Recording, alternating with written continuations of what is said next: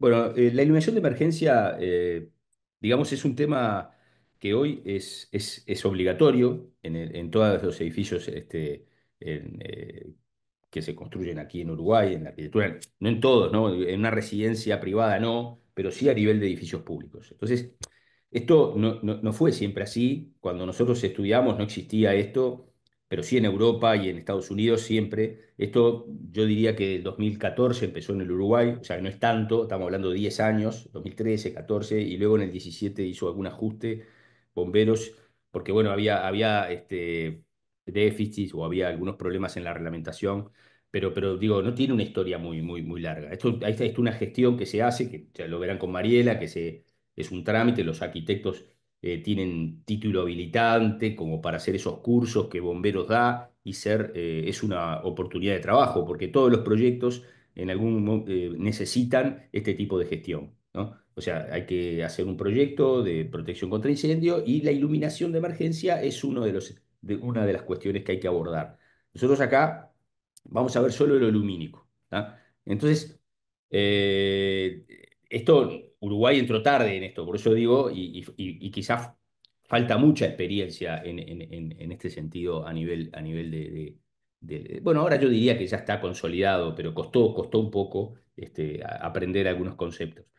Entonces, la luz de emergencia es necesaria, digo acá simplemente algunos titulares, para proteger a las personas y a la sociedad de una eventualidad de desastre, para indicar claramente y sin equivocaciones las rutas de evacuación del edificio ante un colapso, proporcionar de alguna forma un nivel básico de iluminación en esas rutas para que las personas puedan tener movimientos seguros y de alguna forma indicarle la salida bueno, hacia la calle, seguramente, o a un lugar seguro que hay que proporcionar y hay que estudiarlo en ese proyecto.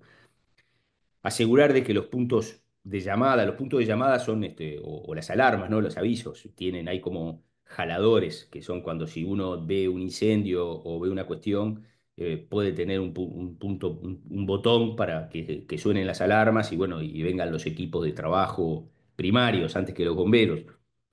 O por, Cuando digo equipos primarios, porque va a haber equipos de lucha, los extintores, mangueras, en fin, que estarán colocados en toda esa ruta y esto tiene que estar fácilmente localizable. Por tanto, en esos puntos va a tener que haber balizas de iluminación, ¿no? Porque normalmente el 90 y pico por ciento de los incendios son provocados por problemas eléctricos y se salta y normalmente lo primero que se hace es cortarse la energía.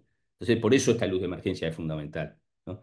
Entonces, esos primeros minutos son fundamentales para poder controlar el incendio. Los bomberos van a llegar rápido, pero a veces no llegan tan rápido y quizás que cuando lleguen ya el fuego ya está perdido y se pierde ya el edificio. Entonces, esas medidas de protección de seguridad quizás sean claves para que no pase algo peor. Y bueno, también a veces puede haber un corte de energía y no por un incendio, pero bueno, también el sistema de emergencia de iluminación puede permitir las actividades normales dentro del edificio cuando se cae la UTE. ¿Ah? Esto se llama energía de reemplazo, ya sea con un grupo generador o con baterías, ¿no? O sea, esto cada vez es más popular o más común porque los equipos son quizás más económicos, antes eran muy caros y además tienen mucho más potencia y pueden sustituir básicamente. Será costoso porque evidentemente tendrá un motor diésel ahí o a gas o lo que sea que tenga que mover la turbina. Pero en definitiva, esto pasa en los edificios, ya es más usual. Bueno, entonces esto decía, ¿por qué la luz de emergencia? Bueno, sí, en una casa, seguramente en la casa de ustedes nadie tiene luz de emergencia, porque no es obligatorio dentro de una cuestión privada, pero sí cuando hay locales de pública concurrencia, es decir, ahí es obligatorio, porque la gente ustedes si tienen un apagón en su casa, saben dónde está la puerta, saben dónde están las cuestiones importantes, saben cómo moverse, tienen sus elementos, pero en un edificio público no porque evidentemente puede haber un desconocimiento de la arquitectura, de las salidas, de las circulaciones, y por tanto ahí es la obligación de dar señalización. Entonces, ¿cuál es la medida? ¿Cuál es la medida para decir, cuándo necesito luz de emergencia? Bueno, por ahí el reglamento dice en todos los espacios internos o externos que sean utilizados para reuniones públicas, donde su ocupación sea mayor a 50 personas o superficie de más de 60 metros cuadrados. Ahí sí es obligatorio. Si está por abajo de esto, no es obligatorio. Que lo puedo hacer, sí, por cortesía, ok, pero el reglamento marca unos ciertos límites básicos. Luego, estas balizas o este sistema de emergencia de luz deberá por lo menos asegurar una autonomía mínima de funcionamiento de 1 hora, 60 minutos interrumpidos, ¿tá? Excepto en edificios con una clasificación especial. Imagínese en un hospital, un residencial de personas mayores, donde evidentemente se necesitan capaz que otros tiempos para poder moverse y evacuar este edificio. Esto está en la normativa, claramente. Antes pedían 2 horas, 120 minutos, ahora están porque decían que 2 horas, digo, hay otros países que exigen 2 horas, acá antes era así, ahora bajaron a 1 hora, pues los bomberos dicen que después de 2 horas, si no combatiste el fuego, ya se perdió el edificio, ¿no? Porque llega a una temperatura tal bueno, ya la baliza evidentemente ya ni va a existir, ¿no? Después de los 1000 grados se desintegra todo a temperatura dentro de algo, ¿no? Eh, Estos locales, bueno, hay de distintos tipos, locales de espectáculos o actividades recreativas que se usan puntualmente, ¿no? O de repente locales más de trabajo, de transporte, sanitarios, que son las 24 horas. Entonces, pueden ser, eh, igual el sistema va a ser el mismo, nada más que, por más que sean de un tipo o del otro, van a necesitar, o sea, un cine, un teatro o un auditorio se usan capaz que 2 horas, 3, 4, 5 horas al día, pero bueno, el sistema tiene que estar instalado ahí las 24 horas. Pero sí en los locales de reunión, de trabajo, transporte, que se usan las 24 horas, evidentemente, ahí también en estos edificios, fundamental, también tienen que estar instalados los sistemas de balizamiento y seguridad. Eh, la iluminación de emergencia, hay distintos tipos, pero por ejemplo, imagínense en un quirófano, ¿no? De alguna forma, acá no puede pasar un apagón, de ningún modo, ¿tá? O sea, y no puede pasar un apagón porque no solamente por la iluminación y el trabajo que está haciendo, digamos, las personas ahí, sino que también hay toda una electrónica que está relacionada con toda esa sala de operaciones. Entonces, normalmente este tipo de proyectos van bajo baterías. O sea, tiene un equipo de baterías que te aseguran ningún tipo de interrupción. Por más que el edificio se le caiga la energía, porque por más el generador cuando entra en servicio hay unos segundos entre que se apaga y que arranca el generador. Bueno, pues esto en una situación de este tipo no puede pasar nunca. Entonces, va a tener un generador, pero la sala va a estar bajo grupo de baterías, ¿tá? O sea, es como las computadoras, ¿no? Que tienen su propia batería, pase lo que pase, la batería va a estar asegurando el funcionamiento en continuidad. Y después están este otro tipo de emergencia, en un estadio de fútbol, por ejemplo, donde hay mucha gente, lo que ahí la luz más que de emergencia es una luz de antipánico. Entonces normalmente en los estadios con lámparas de descarga que todavía existen, como yo les dije en la clase de iluminación exterior y deportiva, eh, las lámparas de descarga se apagan y se tenían que volver para encender por un pestañeo de energía necesitaban unos 15 minutos, 10, 15 minutos. Entonces, alguno habrá visto alguna vez en la televisión algún partido de fútbol donde pasaba estas cosas, pero siempre tenía que haber iluminación de emergencia de alta potencia que asegure ciertos niveles de iluminación, no a la cancha, sino a las gradas, ¿no? Para evitar el pánico del público.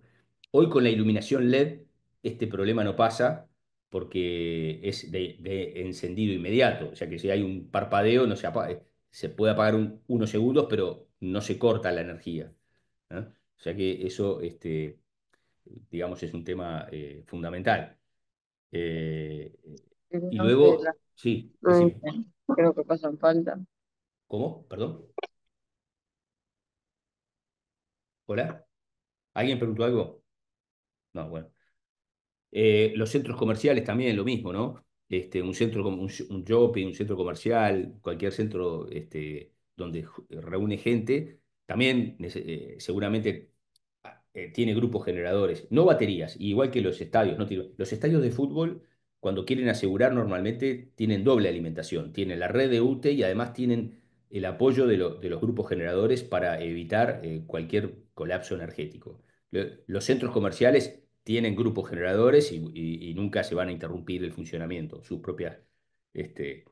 Y bueno, acá decía simplemente, justamente, en el segundo punto dice, la iluminación de emergencia estará prevista para funcionamiento automáticamente cuando se produce un fallo del alumbrado general o cuando la tensión de red, la alimentación, baje a menos del 70% de su valor nominal. Esto es arrastrado no por el mundo LED, sino por el mundo de lámparas de descarga, que cuando las lámparas de descarga, ya sea de sodio, mercurio o halogenuros metálicos, la tensión baja a un 70% por debajo, o sea que en vez de hay baja tensión, en vez de 230 hay 180 o 160 o 150 voltios, se apagan las lámparas. Entonces por eso está esto escrito claramente. Pero hoy con el mundo LED, no, LED tiene una resistencia bastante más, o sea, uno puede darle 150, 160 y el LED normalmente bajará la intensidad, pero no se apaga tan fácilmente, se apaga a tensión mucho más baja.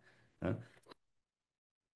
A esto quiere decir, cuando pasa esto, entra a funcionar el reglamento de UTE indica que la entrada de equipo de reemplazo. Otro, lo que sí sufre mucho cuando baja la tensión es la electrónica. La electrónica sí puede ser sensible y todo lo que es datos y todo lo que es domótica y puede empezar a tener problemas. Entonces, bueno, ahí es importante que entre el grupo generador.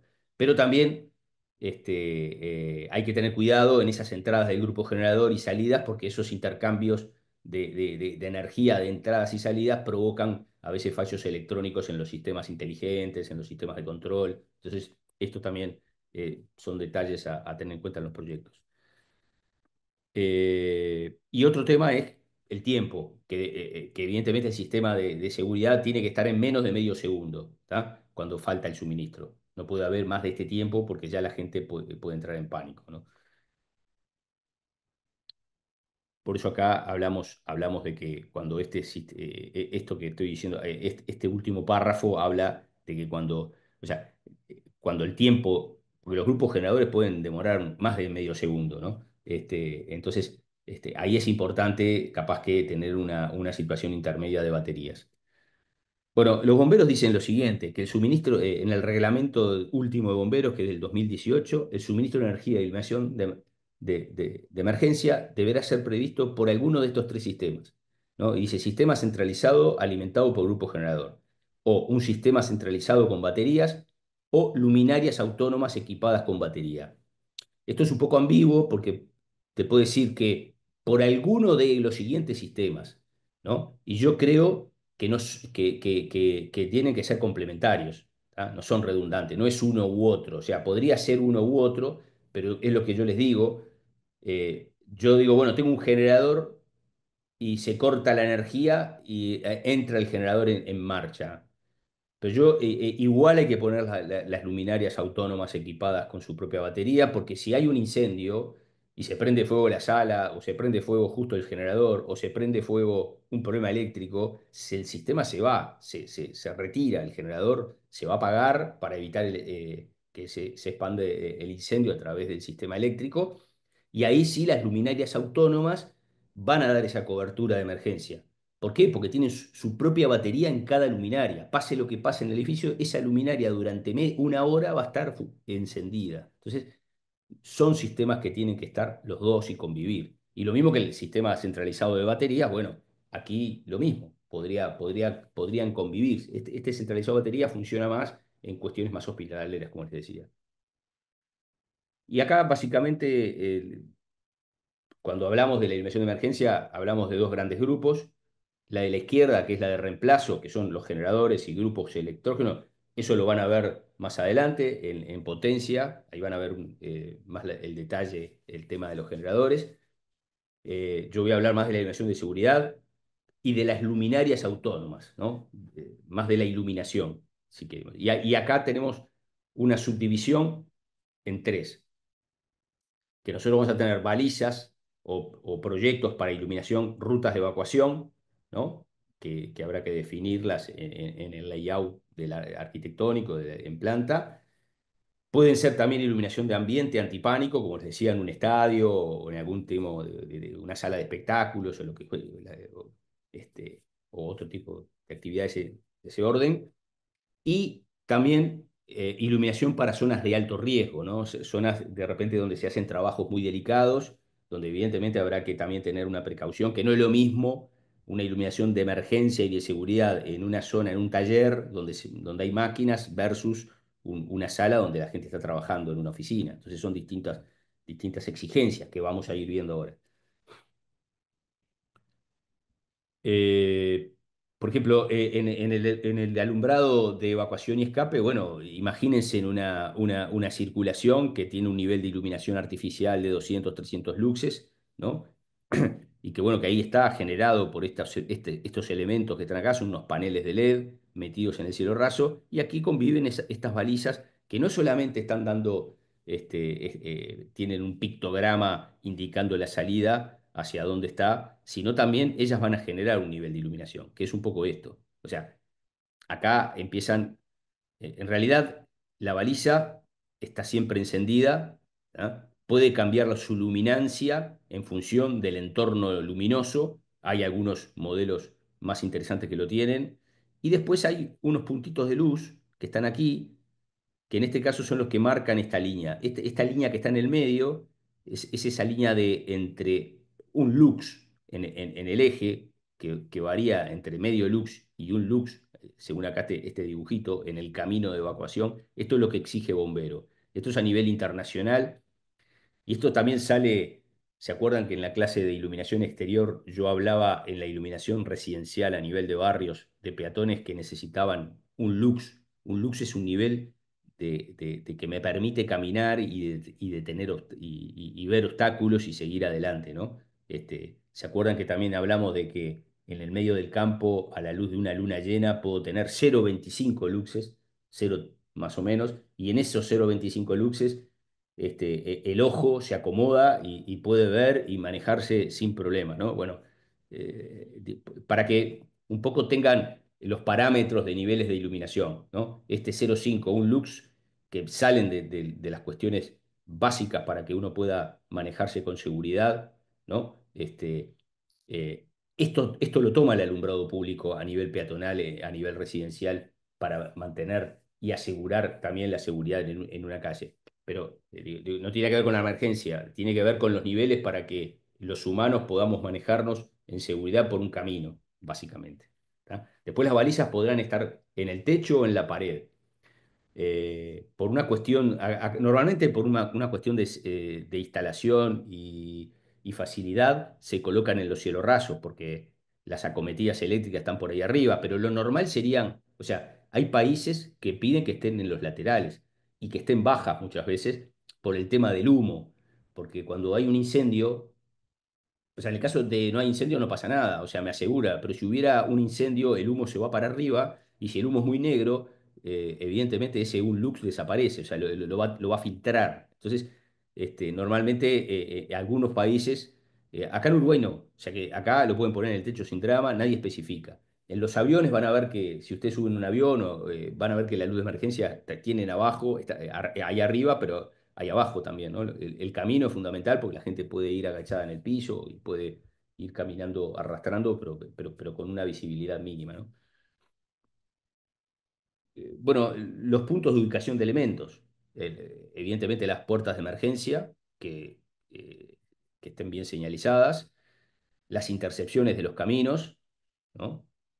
Las escaleras o cambios de nivel, ¿no? Ven que las balizas normalmente pueden estar, siempre, muchas veces están en la pared, siempre, pero pueden estar también en los techos, ¿no?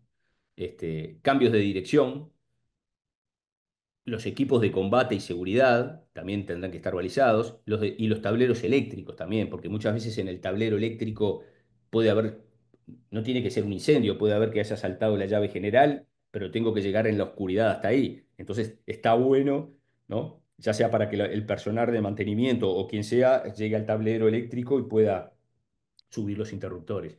y en las salidas, ¿no? O sea, todo proyecto de iluminación de evacuación tiene que permitir una salida segura. Y la salida segura donde estén los equipos de rescate o de la gente pueda ya estar libre y irse a su casa sin ningún problema. Entonces, bueno, después vamos a ver un proyectito, una planta, cómo los ubicaría estos elementos. Pero básicamente estos son puntos claves. Más allá del, digo, esto es una condición, ¿no? Arquitectónica, digamos, según, según lo que pase en planta, y después está el otro tema, ¿no? El de asegurar un lux. Entonces tengo que ir ubicando balizas, no solamente contemplando estas cuestiones arquitectónicas, sino también asegurar el nivel de iluminación en el camino, entre medio lux y un lux. O sea, son esas dos condiciones que yo tengo que plasmar en el proyecto. Un poco es esto, que es esto sería una perspectiva de toda esa, de todo ese dibujo en el edificio, este, más o menos, ¿no? Ahí van a ver que hay balizas arriba en el puesto de trabajo, hay una balicita con el pictograma de salida en cada puerta de oficina, y después, bueno, puntos de escalera de evacuación, en el tablero eléctrico, en los garajes, en fin, ahí están cómo conviven, además, estas luminarias con el sistema de iluminación convencional o tradicional.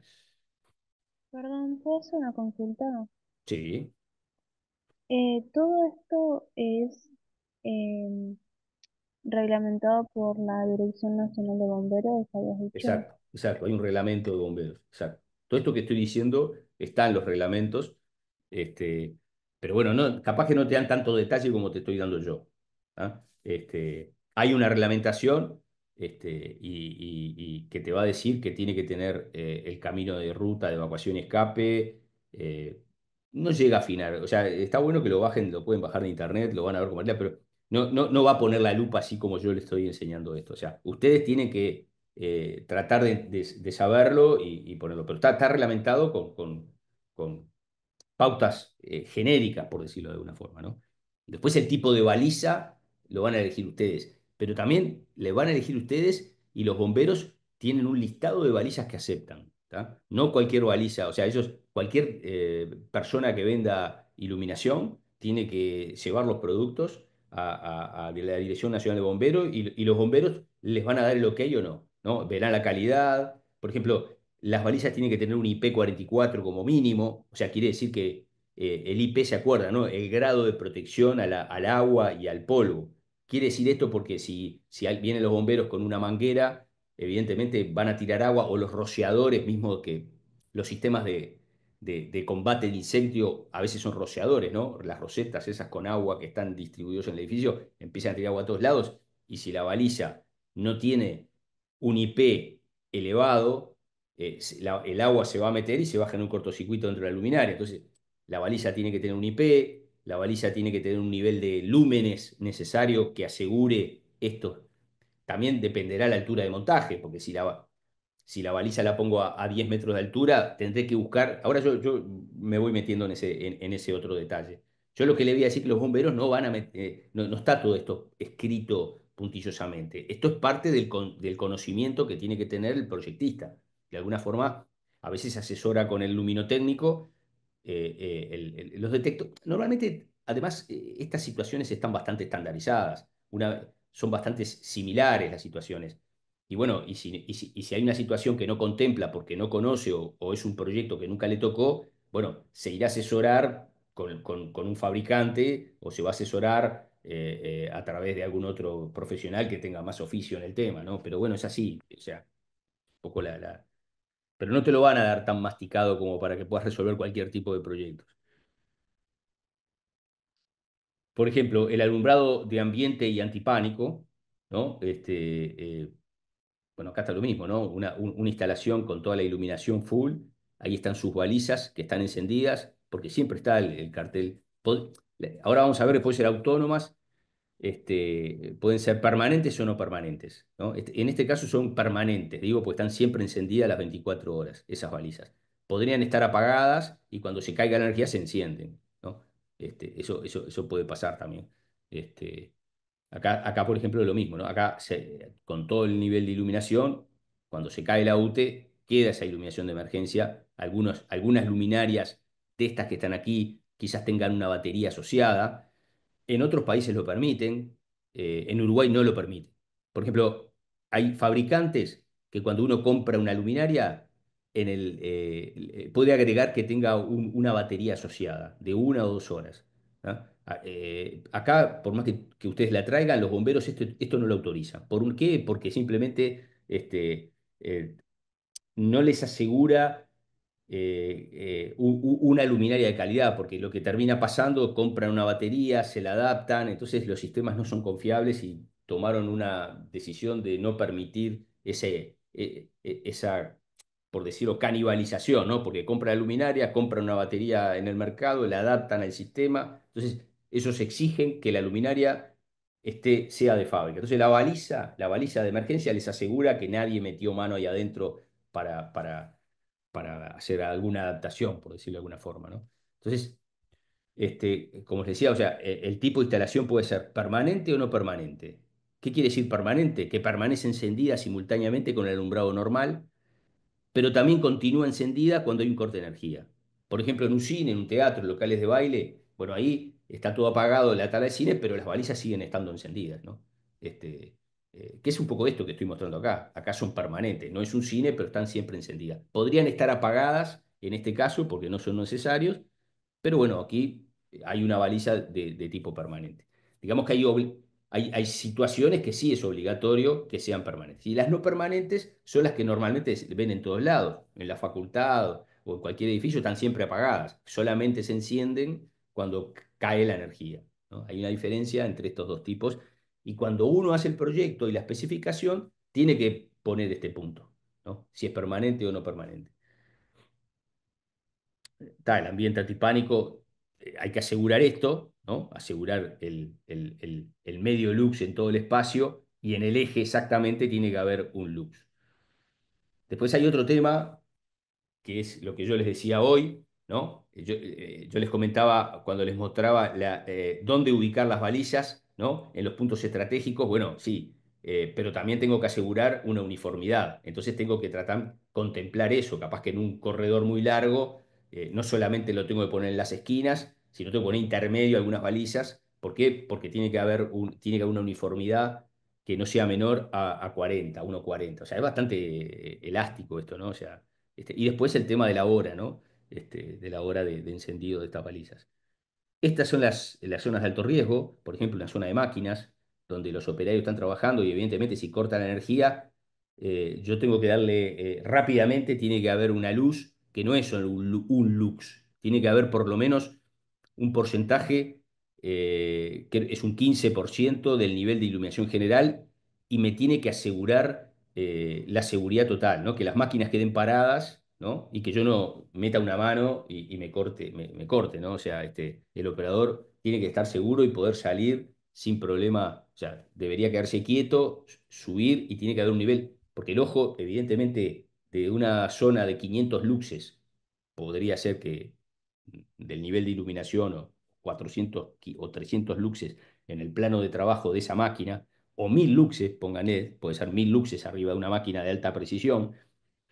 Si yo corto a cero, quedo ciego absolutamente. Entonces, por eso, si lo corto a un lux, el ojo necesita un tiempo de adaptación para ver un poco por dónde manejarse. Entonces, por eso en este caso, la iluminación de emergencia tiene que tener un porcentaje mayor de flujo, ¿no? Tiene que estar, tiene que ser el 10% de la iluminación total. O sea que si yo tengo 1000 luxes en una zona de trabajo de precisión, necesito 100 luxes durante el tiempo necesario para que esa persona salga con seguridad.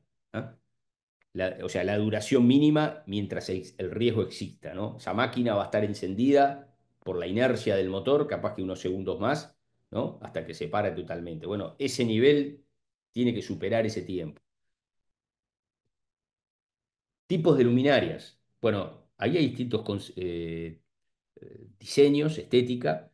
Este, Estas son las más típicas, las balizas con distintos tipos de fuente de luz, ya básicamente en retroceso. Acá en el mundo existen, en Uruguay las de fluorescentes ya no existen más, son con tubos LED. Estas imágenes son con tubos LED, antes eran fluorescentes, ahora se hace. se le pone un tubito LED ahí adentro, ¿no? Y acá la diferencia entre estas y estas es que si yo tengo un local de mucha altura, ¿no? Necesito llegar con el mismo nivel de iluminación desde 10 metros, de 3 metros, bueno, tengo que recurrir capaz a este tipo de luminarias, además de la de izquierda, ¿no? Que son proyectores con sistemas ópticos, ¿no? Que pueden dirigir la luz hacia los caminos. Estos son más balizas difusoras para alturas de montaje más normalizadas, de 3 metros, 2 metros y medio. Y después el mundo LED vino para minimizar las balizas, hacerlas más pequeñas. Acá ahí tengo un ejemplo de una mano con una balicita. Ustedes si ven las tradicionales son como ladrillos, bloques cuadrados que están metidos ahí en la arquitectura y que muchas veces afean en la estética. O sea, son muy feas los diseños, una cantidad de puntitos de LED, o sea, que están como sobrepuestos arriba de los cielos rasos. Bueno, el mundo o sea, la industria de la iluminación de emergencia evolucionó e incorporó el LED en sus balizas y con elementos muy pequeños los podés embutir en el cielo raso y trabajando con el sistema óptico del LED y la lente, logra cosas muy interesantes, ¿no? Un poco de esto, ¿no? O sea, eh, no me quiero curar ahí. En este caso, este, este tipo de balizas, ¿no? Con sistemas ópticos las lentes se hacen tallados para que yo pueda dibujar la luz que quiero, ¿no? O sea, yo tengo acá dos balizas, tengo una distancia de 43 metros cada punto, pero yo podría irme hasta 60, 70 metros con la misma baliza, pero cambiando el sistema óptico, ¿no? Acá está en la fotometría, las curvas. Esta curva de la derecha es una curva muy abierta, más extendida, un poco de este tipo, ¿no? Sería esta que me separa casi 70 metros, ¿no? Y tengo esta otra de haz más concentrado, capaz que es necesaria para una altura de montaje muy elevada. Bueno, yo esto lo puedo especificar. Yo tengo acá vengo en el cuadrito para H 5 metros, ¿no? O para H 20 metros de altura, ¿no? Y ahí tengo las interdistancias. Acá hay dos modelos de un fabricante, ¿no? Este es un fabricante Daisalus, muy importante a nivel mundial, que él sugiere para tal altura de montaje tal tipo de baliza y me va a asegurar cubrir estas distancias entre punto y punto, ¿no? Entonces estas son las ayudas. Cuando yo les decía, bueno, los bomberos no te van a decir esto. Esto cuando ustedes hacen el proyecto, evidentemente van a elegir un modelo, van a ir al fabricante, van a la página web, buscan los modelos y ven en función de su fotometría y sus diagramas de Isolux cuánto cubre, y ahí empiezan a tejer ese proyecto, ¿no? Después hay otro tipo de balizas más robustas, zonas explosivas, por ejemplo, una refinería, una planta de gas, polvos, una mina, las minas de explotación de minerales. Ahí ya son luminarias mucho más duras, robustas, con un IPP muy pesado. En fin, también hay que estar atento cada proyecto, qué tipo de baliza elijo. Después está el tipo de las señales. Todas las balizas pueden llevar, además de la luz de emergencia, un cartel de señalización o guía. A veces este cartel está incorporado en la misma baliza o a veces el cartel lo pegan al lado de la baliza abajo. En la facultad van a ver que el cartelito está suelto de la baliza. Pero eso sería algo más elemental. Capaz que algo más elaborado puede ser que el cartel sea propio del diseño de la baliza, vamos a ver algún ejemplo. Y bueno, señales informativas son en color verde, rojo, las señales llamadas de los elementos más de combate al fuego, para ver que son colores rojos. Acá estoy enseñando un poco cómo funcionaría una baliza, estas que son más inteligentes, por decirlo de alguna forma, cuando yo tengo un nivel digamos, con la luz normal, ¿no? O sea, con el nivel de iluminación yo tengo una intensidad, un brillo de 200 candelas por metro cuadrado de la baliza, y acá van a ver que cuando... esto pasa, no sé si lo van a chequear, si van al cine, a veces en los cines, las balizas de salida están adelante en la pantalla. A mí me molestan normalmente. Después el ojo se acostumbra, porque en realidad la baliza, cuando el cine está prendido con las luces de la sala, antes que empiece la película, debería tener un brillo determinado y cuando se apagan todas las luces, se debería dimerizar eso ¿tá? A bajar a una intensidad para que no, para que, o sea, yo lo voy a ver igual, pero no me va a perturbar o no me va a distraer. Bueno, normalmente esas balizas no hay acá en la plaza, hay que importarlas, pero es un detalle interesante, ¿no? Y después, bueno, acá está, en Europa esto está reglamentado. Esto los bomberos no lo reglamentan, por eso les digo, son cuestiones que uno puede darle calidad al proyecto, ¿no? Y este es el relación de luminancias que tiene que tener ese cartel de pictograma, la relación de figura-fondo, por decir, la relación de contrastes, por eso los colores, el verde y el blanco, ¿no? El verde y el blanco que tenga una relación, que yo lo puedo ayudar después con luz, porque estas balizas pueden estar retroiluminadas. Estos son los colores, simplemente internacionalmente hay un código de colores de seguridad y su significado, ¿no? El rojo significa determinadas cosas, el amarillo otra, el verde justamente condición segura, primeros auxilios. Si ustedes se fijan en las rutas, los carteles de la ruta son azules. Información, obligación. El rojo es alto, provisión.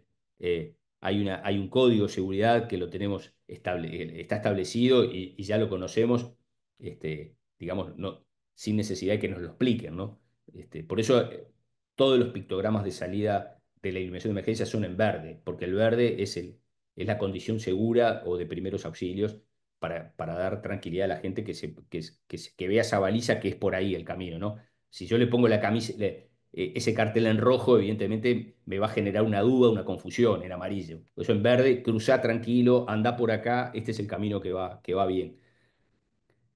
Esto sería una balilla con pictograma con retroiluminación. Acá se ve el cortecito explotado, donde está la batería, es esto que está acá. Este es el drive, el convertidor, y por ahí están los LED metidos ahí atrás, y hay unos difusores, y después está el pictograma afuera, ¿no?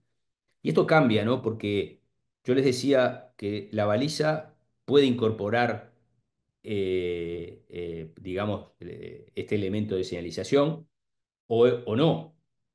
Y ahí cambia el diseño del elemento, ¿no? Acá dice que si yo tengo una baliza, ¿no? Un pictograma, vamos a decir, cartelito pictograma salía de 15 centímetros de alto, más o menos está pensado que la distancia que yo lo veo son 30 metros. ¿Tá? Este, eh, Esto cuando tiene luz por dentro. ¿Tá? Pero si yo pongo solo el sticker, vamos a decir, la, eh, el plástico con el dibujo sin retroiluminación, me baja la mitad la posibilidad de la detención. Ya son 15 metros. Se te tendría que aumentar el tamaño, ¿verdad? O sea, si el cartel no lo voy a iluminar y si quiero verlo desde 30 metros, necesito agrandar el cartel. ¿Ok? ¿Se entiende? Sí.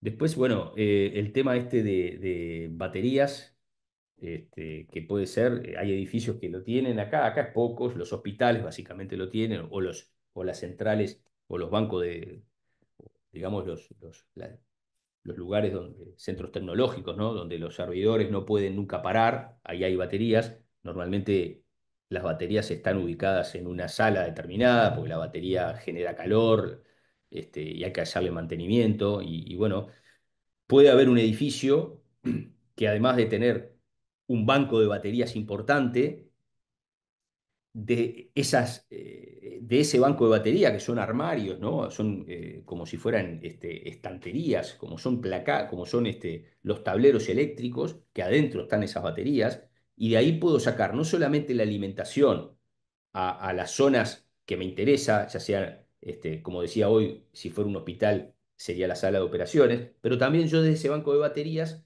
podría alimentar las luminarias, luminarias X, ¿no? O las de salidas de emergencia o de señalización, las podría estar, y las baterías no estarían acá, sino estarían centralizadas en un banco. No es lo habitual esto es más caro, ¿tá? Normalmente no se utiliza este sistema, se utiliza el sistema de que se pone un generador y se ponen balizas con baterías propias. ¿Ah? Este sería el concepto que más se utiliza acá en el Uruguay. Solamente a nivel hospitalario, donde hay otra sofisticación, podríamos llegar a este tipo de usos con un banco de baterías, una sala ahí dedicada a esto, ¿no? Después, los sistemas, hoy por hoy, ya existen, acá hay muy pocos, pero lo hay, sistemas inteligentes, o sea, la domótica con un autotest, porque hay un tema fundamental en el tema de las balizas, es saber, porque están siempre apagadas, ¿no? Normalmente uno va a un lugar y están siempre apagadas, pero yo cómo sé si si la batería no se agotó, ¿no? O si no hay, o si se cortó, o se quemó el LED o la lámpara que alimenta la batería. Entonces, eh, hay, hay, hay sistemas más sofisticados que están con un bus de datos, recorre todas las luminarias y hay un software que me dice el estatus de cada elemento. Me está diciendo tantas horas de uso, falla batería de tal luminaria. Me puede dar un reporte a través de una pantalla en una sala de operaciones, en una sala de mando, pero también existe en las mismas, ustedes lo van a ver cuando vean una baliza de emergencia que tiene un LED, normalmente tiene un LED que cambia de color ese LED. O sea, si está verde quiere decir la luminaria está apagada y el LED está verde, quiere decir que el funcionamiento es correcto. Pero a veces si ustedes ven que el LED, la persona que se encarga del mantenimiento está el LED rojo, bueno, hay un mal funcionamiento. Y según el estatus de ese LED, ya sea parpadeante o fijo, quiere decir que si es parpadeante, quiere decir que está, no sé, se cortó el cable, hay un problema, no están dando esa baliza. Si está en rojo, bueno, puede haber un mal funcionamiento en la batería o en el circuito. O sea, el amarillo puede decir que la lámpara está mal, ¿no? En fin, hay como un estatus y es importante que esto esté, sí, porque no necesariamente hay que llegar a un sistema inteligente con un reporte que me lo esté dando una pantalla y que haya todo algo. Podemos tener una inteligencia un poquito más sencilla, ¿no? Y que solamente como las luminarias son autónomas, estas con sus propias baterías, que tengan un propio LED que me diga exactamente qué es lo que le está pasando a esa baliza. Porque pasa que cuando venga el colapso, y lo he visto en edificios, se instala todo, cuando viene el problema, no andan. Nadie las chequea, se olvidan, nadie va a ver si están dando o están dando, porque realmente están siempre apagadas, ¿no? Esto es importante, ¿no? El mantenimiento. Entonces, acá simplemente un ejemplo, un proyecto de iluminación de emergencia y simplemente un repaso de las cosas que hacer a la hora de hacer el proyecto. Entonces, punto uno, verificar rutas de evacuación. Esto hay que analizarlo, estudiarlo, lo van a ver después con Mariela en medida de protección contra incendio. Después, como le dije, establecer la posición de los puntos de alarma de incendio, equipos de lucha de fuego, eso en el plano, ir marcándolo. Ahí habrán balizas. Establecer la posición de los pictogramas o señalamientos de seguridad. Investigar en el proyecto los peligros potenciales de esas rutas de evacuación, porque evidentemente si hay un peligro en esa ruta, esa no va a ser buena, habrá que cambiarla. Establecer las áreas abiertas y de seguridad, para dónde llevar la gente. Establecer los requisitos de iluminación externa de evacuación. Seguro, una vez que yo tiré la gente para afuera, después tendré que poner algo ahí tendría que haber también una iluminación para que la gente, ya sea las ambulancias o la gente se vaya en su auto, lo que sea, se pueda ir. Localizar elevaciones, escaleras, baños, en fin, todo lo que fuimos viendo acá. Salas de mando, estacionamiento cubierto, hay que analizarlo. Investigar la necesidad de iluminación de reserva según el tipo de control. Bueno, la duración de la batería, ¿no? O sea, insisto, 1 hora, 2 horas, 3 horas, según el tiempo. Establecer las áreas de riesgo bajo fuego para la localización del sistema de energía central. Claro, esto es importante, eh, si yo voy a poner un grupo generador, ese grupo tendrá que estar protegido con muros cortafuegos, en fin, lo que sea, porque lo que les decía, si no tengo balizas, si tengo solo el grupo generador, tengo que protegerlo de que no se lo cargue el incendio. O sea, son cuestiones que hay que analizar y lo van a ver después. Este, Diseño de iluminación, ya ahí metiéndonos al diseño de iluminación, bueno, colocar alumbrado de seguridad en los planos, cubriendo todos los puntos, énfasis, verificar alturas de montaje de las luminarias para asegurar el nivel de iluminación, investigar el deterioro de posibles emisión de luz debido a la suciedad del polvo de ambiente. Esto también es el IP, esto es importante. Comprobar el voltaje posible de la tensión de las líneas de alimentación para asegurarme que funcionen las luminarias. determinar el modo de operación permanente o no permanente, elegir el modelo de luminaria para iluminación de emergencia, entre todo eso que yo les enseñé, bueno, cuál es el más apropiado desde el punto de vista del diseño o luminotécnico, observar los datos fotométricos que el fabricante nos va a detallar en sus fichas técnicas y que cumpla con los requisitos de la norma, diseñar el esquema o croquis con las puestas de iluminación mínima, eso van a tener, los bomberos le van a pedir ese plano, y después una verificación de niveles de iluminación. Para eso hay un software, hay varios software, el Dialux o el Dialux lo hace, pero Daisalux tiene un software que es propio de ellos, que evidentemente solo se puede usar sus balizas, ¿tá? Pero otros fabricantes también lo tendrán y lo tienen, donde yo en ese plano ubico las balizas según estos criterios que yo les enumeré antes, ¿no? Y ahí elegí los tipos de balizas, cualquiera de estos, ¿no? Eh, en las circulaciones, las salas de trabajo. Esto es un edificio de oficinas. Corro el software, primero ubico elementos en el software, los posiciono, los numero, le hago correr el software y ahí me está dando los niveles de iluminación. Acá con los grisecitos ahí me está dando y me está dando un promedio acá. Me está diciendo, por ejemplo, que los objetivos, la uniformidad era 40 máximo sobre mínimo y me está dando 18, o sea que estoy bien, está ahí por abajo, ¿tá? Y me está diciendo además que tengo una iluminación media de 2,15 luxes y la norma me pide un lux. ¿No? O sea, bueno, la media me pide 0,5, o sea que estoy más que pasado. Yo podría reducir las balizas o bajar la potencia de las balizas. Pero el software me tiró este cálculo. Y ya, normalmente siempre conviene pasarse por cuestiones de mantenimiento o por cuestiones de que capaz que a la hora de comprar la baliza compran otra cosa y ya no funciona igual. Entonces, más vale estar del lado de la seguridad, ¿no? En la ruta de evacuación lo mismo. Esta sería una ruta de evacuación que está indicada y este es el corte, sería el corte. Acá me está diciendo, acá me están los picos de luz seguramente donde están colocadas las balizas. Me está diciendo que, bueno, la uniformidad la cumple más que bien. Si me pide 40 mínimo sobre máximo, yo estoy en 2,3, o sea, estoy perfecto. No tengo agujeros prácticamente, sombras y mínimo un lux en la ruta, en el eje, y yo tengo 1,96. O sea que estoy muy bien. ¿Tá? Acá me dice el punto máximo. Bueno, esto es un ejemplo en concreto, pero está, yo me aseguro que este planteo que hice acá, con las balizas que elegí, las puse en el software, lo corrí el software, y acá me está dando, estas son las curvas ISOLUX. Vamos a decir, las líneas azules son en todos esos 2,5 hay en toda esta línea, ¿no? Por decirlo de alguna forma, 2,5 luxes. Bueno, no sé, preguntas, dudas, fui claro.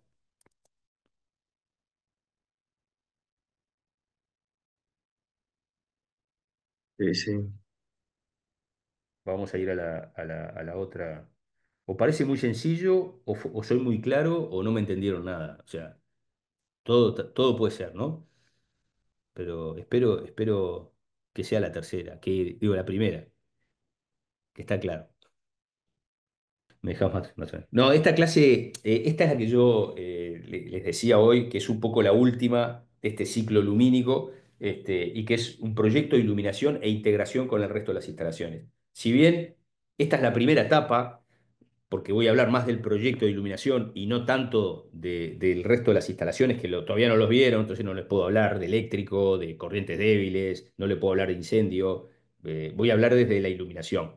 Y me voy a meter en puntilla de pie por acústico y térmico, que lamentablemente, bueno, acústico lo han visto ya, supongo que sí, algo habrán contemplado en instalaciones uno y algo natural, pero térmico artificial no vieron nunca. ¿Tá? Y el que no hace la optativa 3 no lo va a ver. O sea, estaría bueno que se apunten y lo hagan porque es interesante cuando llegan a TFC no tienen ni idea de que va de térmico y lamentablemente por ahora nosotros no podemos, no digo que no podemos porque no nos da el tiempo de incorporar una visión por lo menos de resumen de lo que es el acondicionamiento térmico artificial. Entonces yo les pido que traten de hacer el esfuerzo y meterse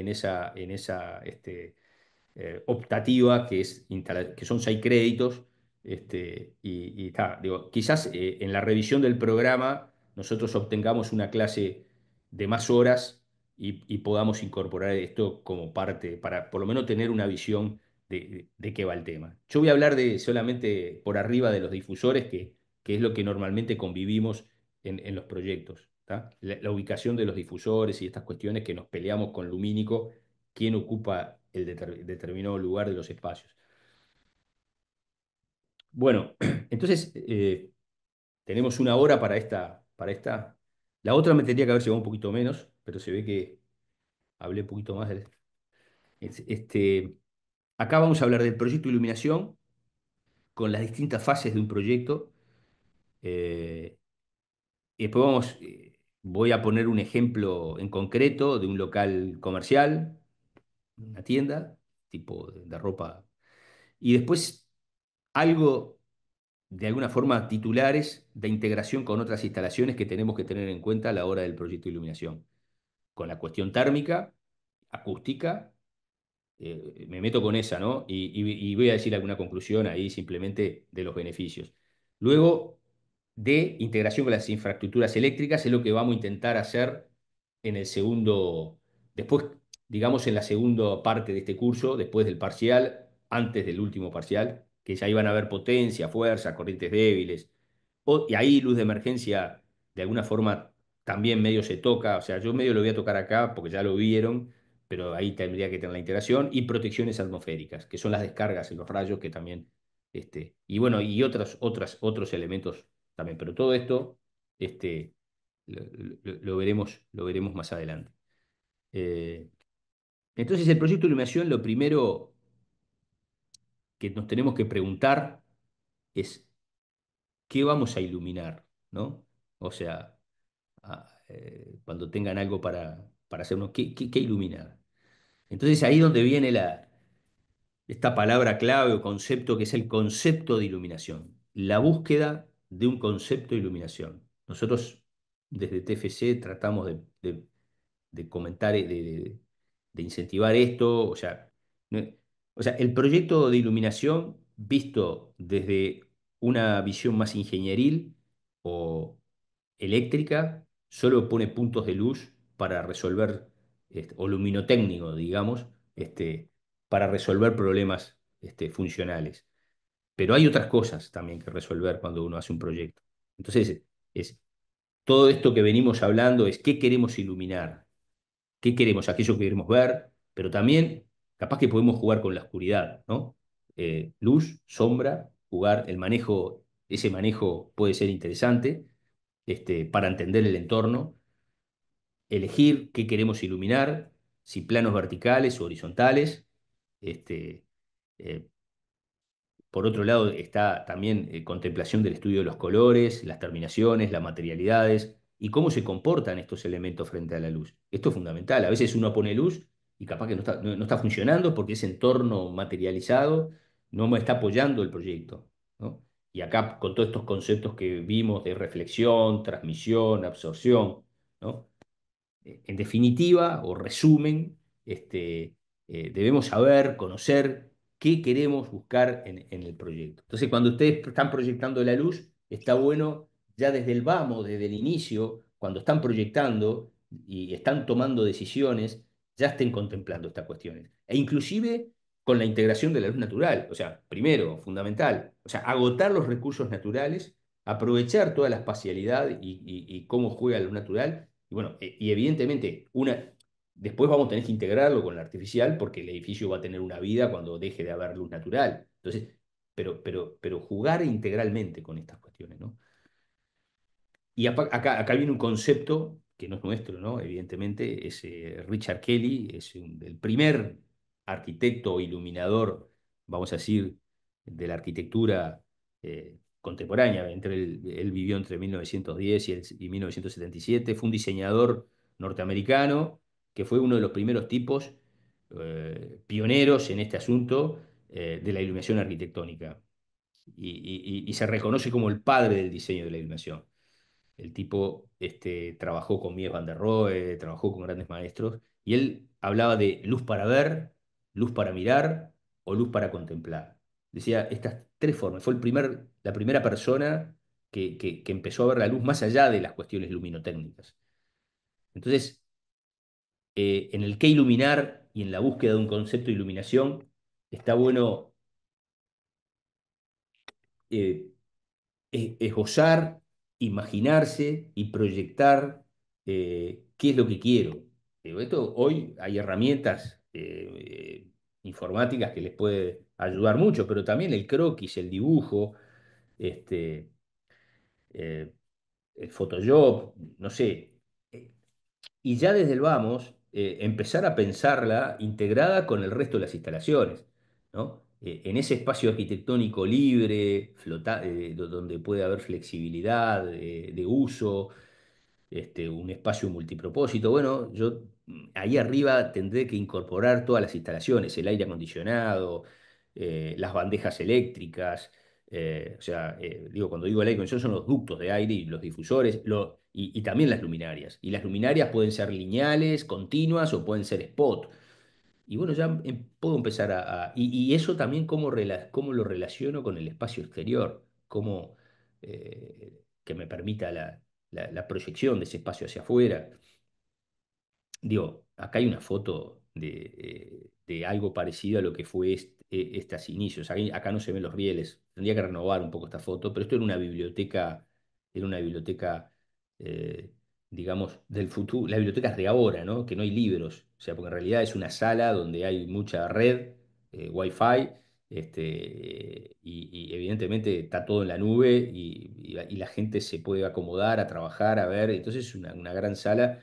Eh, en una ingeniería, en una arquitectura bastante sencilla, aparecían elementos y bueno, esa misma sala se podía transformar en elementos para exposición. Yo esto, en realidad, hay otros ejemplos mejores que esto, pero bueno, ahora es el que tengo para mostrarles, ¿no?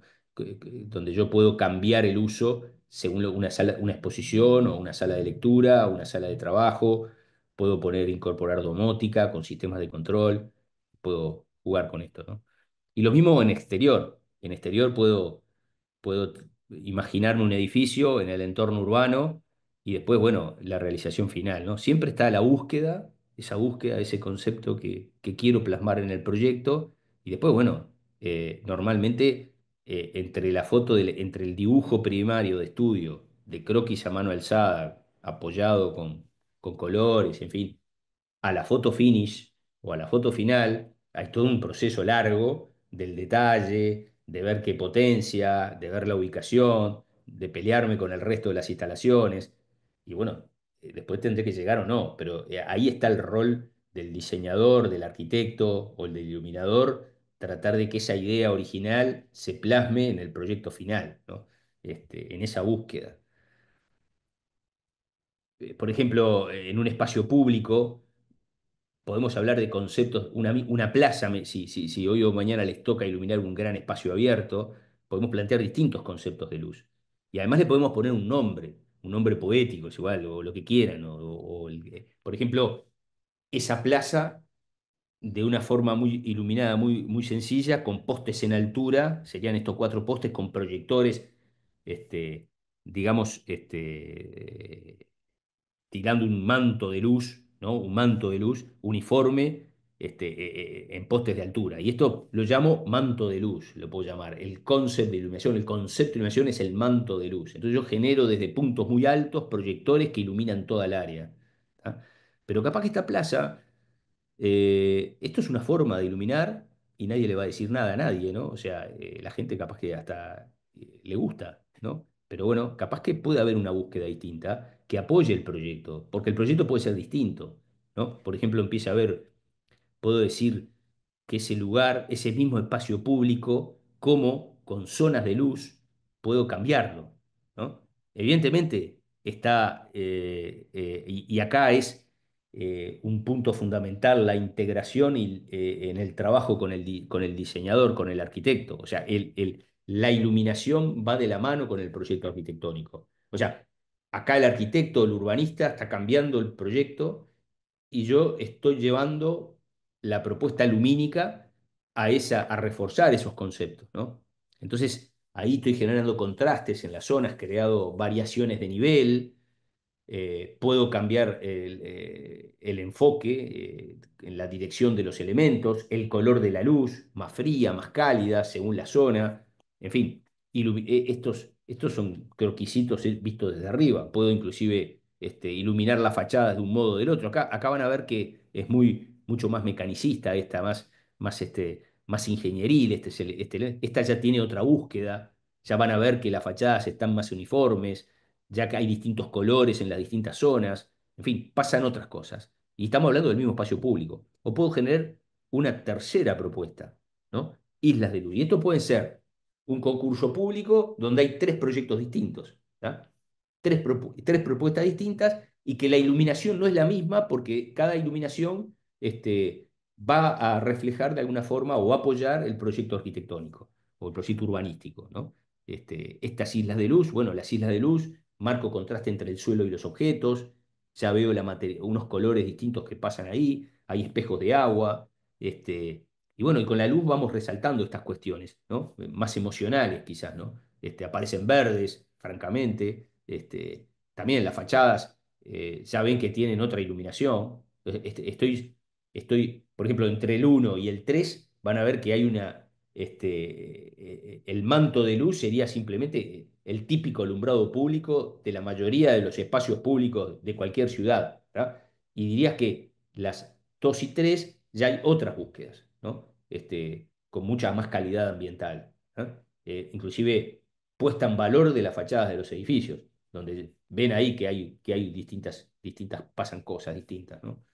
Bueno, esto es lo que llamamos el concepto de iluminación, ¿tá? Hay distintos conceptos de iluminación para un espacio público. Normalmente el alumbrado público dice, ¿vamos a hacer iluminación? Bueno, ponemos luces, tiramos proyectores a mansalva. Y este sería un concepto muy básico, muy ingenieril, pero está resolviendo un problema, ¿tá? Nadie se va a ir a quejar y capaz que hasta te aplauden, ¿tá?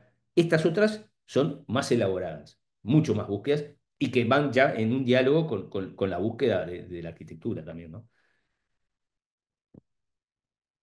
Nosotros también otro tema fundamental en el proyecto es para quiénes vamos a iluminar, ¿no? Y este es un detalle importante, ¿no? Porque una cosa es un proyecto público y otro es otro privado, ¿no? Y ahí cambia mucho, ¿no? Eh, Hay un contraste entre lo público y lo privado, eh, y la arquitectura, digamos, es una expresión de estas condiciones sociales, de esa búsqueda de esos espacios que yo pueda, los espacios públicos normalmente están diseñados para toda la gente, ¿tá? Para toda la ciudadanía, ¿tá? Los privados no, los privados se orientan hacia las necesidades particulares de cada individuo, ¿tá? La casa de ustedes la van a hacer como ustedes quieren, o si ustedes, el proyecto arquitectónico, si los contrata un cliente, evidentemente hay que escucharlo al tipo, o sea, uno puede, pero no. Y evidentemente el proyecto va a derivar en lo que las personas privadas van a querer hacer en su proyecto. Pero cuando uno le toca intervenir en la ciudad, ¿no? Tiene que ponerse en otra posición, ¿no? En un espacio de que sea aceptado por toda la población y que contemple digamos, las necesidades de toda la gente. Este, y bueno, el proyecto y la iluminación tienen en cuenta estas diferencias, sutiles pero importantes, que la mayoría, muchas veces los proyectos ni las toman en cuenta, ¿no? Pero nosotros con la luz podemos expresarlas, ¿no? Y entonces ahí vamos a estos conceptos que decía Kelly, que decía luz para ver, luz para mirar o luz para contemplar, ¿no? Si es un museo, vamos a poner un ejemplo, una galería de arte, un museo, una cuestión es luz para ver, sería la visión total de ese museo, donde me deja la espacialidad, esto es una iluminación de servicio, iluminación de ver, luz para mirar, bueno, ya ahí en ese mismo museo o sala de arte, yo capaz que puedo hacer acentos determinados en determinados lugares para llevar a la gente a ese punto, y esto es otro tipo de iluminación, ya puedo contemplar las dos o puedo jugar a una sola, o puedo tener también la contemplación.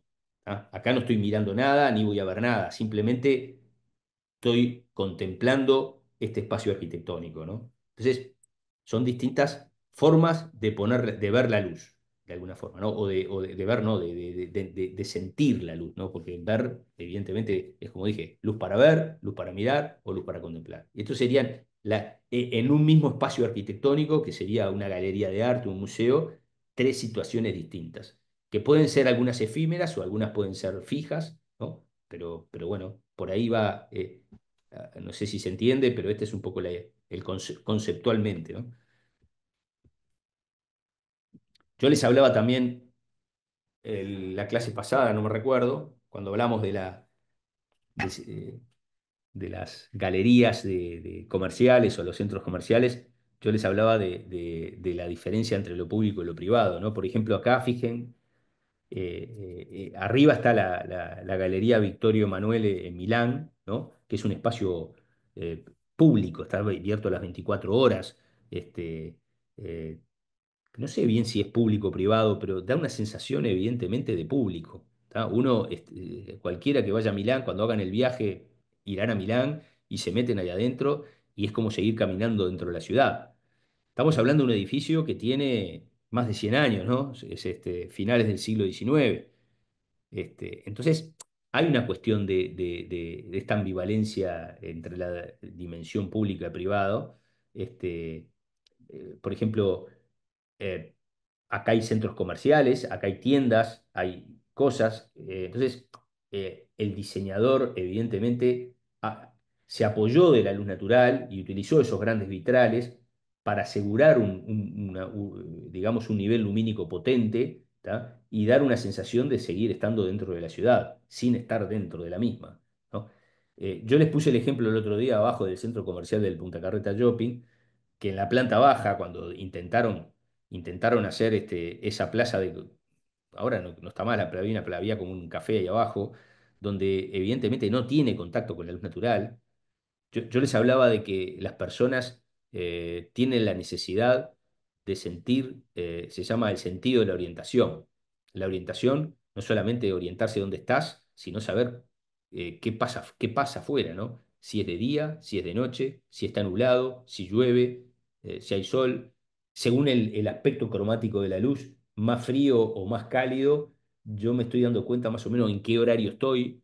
Bueno, esas necesidades humanas que hacen que la gente se sienta mejor, evidentemente, naturalmente es espectacular que pase, pero cuando pasa estas cosas, que en este caso es un privado, que lo que intenta hacer el privado acá es dar una sensación de espacio público, para que la gente que se sienta en un boliche ahí a tomar un café, no se sienta encerrado, que realmente está encerrado, porque no hay ninguna visión hacia afuera, nada, o sea, siempre está rodeado de tiendas para que consuma, pero bueno, hay un diseño, una estética de los arquitectos y la iluminación de generar un espacio de sensación de luz natural. Entonces esa luz que yo cuando le hablé en sistemas de control, está domotizado y hace un loop de frío a cálido según los horarios, ¿no? Entonces hay un nivel de iluminación elevado y ciertos cambios de color para que la gente sienta las necesidades según el horario.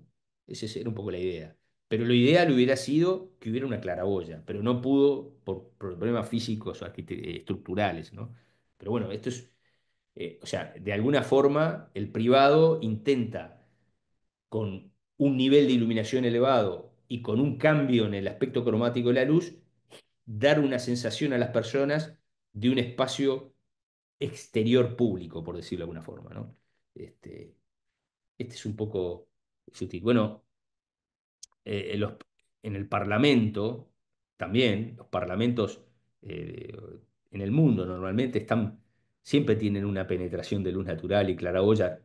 Puede ser también que derivado de las construcciones de más de 100 años, que evidentemente había que apoyarse de la luz natural para iluminar esa sala, pero hay una cuestión también de la luz natural que se meta dentro de la sala y esa expresión de cosas que pasan ahí de la cosa pública, ¿no? Los romanos decían la res pública, que es la república, o sea, todo lo que es el asunto público, ¿no? Entonces, que las personas se vean claramente, ¿no? Y que las condiciones de luz, de baño, de luz natural, dan una sensación de esto, ¿no? Del espacio. Por eso digo, la cantidad de luz y el tipo de luz nos da una sensación de espacio público dentro de los interiores, ¿no?